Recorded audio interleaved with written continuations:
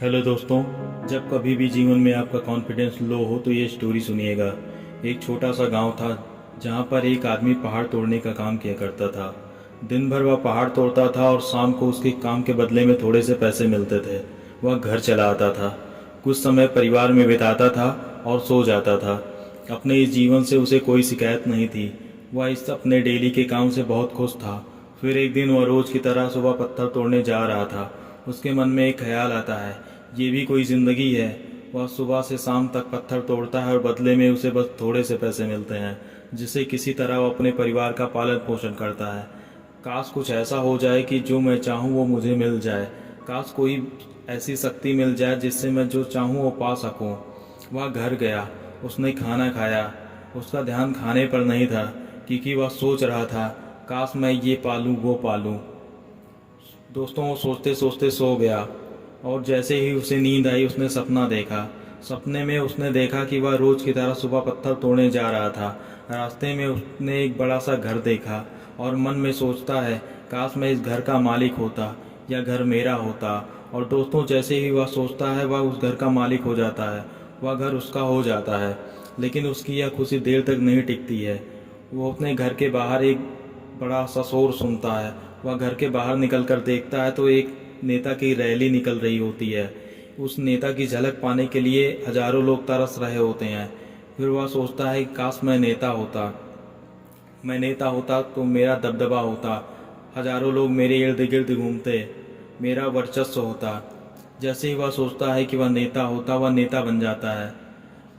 फिर भी उसकी खुशी यह देर तक नहीं टिकती है। नेता को गर्मी में रहने की आदत नहीं थी। सूर्य की तपन तप रही थी और वह बेहोश हो जाता है। फिर वह सोचता है कि काश मैं सूर्य होता। वह सूर्य बन जाता है, लेकिन उसकी खुशी फिर से देर तक नहीं टिकती है।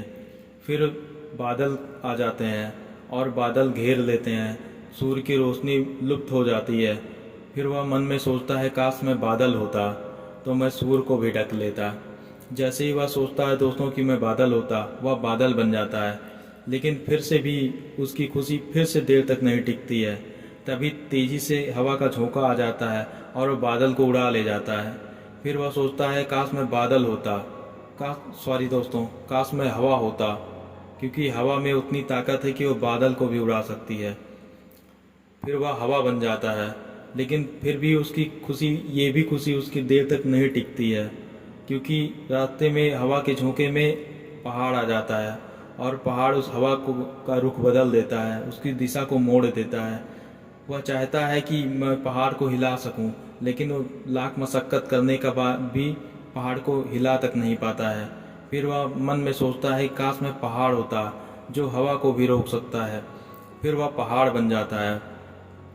तभी कोई पहाड़ तोड़ने वाला आ जाता है और वो छेनी से उस पर आघात करने लगता है। दोस्तों, उसको दर्द होने लगता है, वह कराहने लगता है। फिर वह सोचता है कि जो पहाड़ तोड़ रहा है मैं वो बन जाऊं, लेकिन वह वो नहीं बन पाता है। बहुत चीखता है, चिल्लाता है, लेकिन वो पहाड़ तोड़ने वाला नहीं बन पाता है। इस दर्द भरी आवाज़ से चीखते चीखते उसकी नींद खुल जाती है और वो सामने लगे आईने में देखता है कि वह वो नहीं बन सकता जो पहाड़ तोड़ रहा होता है, क्योंकि वह वही होता है। तो दोस्तों, आपको अपने पर कभी लो कॉन्फिडेंस नहीं फील करना चाहिए। आप जो है उसी में आपको खुश रहना चाहिए, क्योंकि खुद को लो कॉन्फिडेंस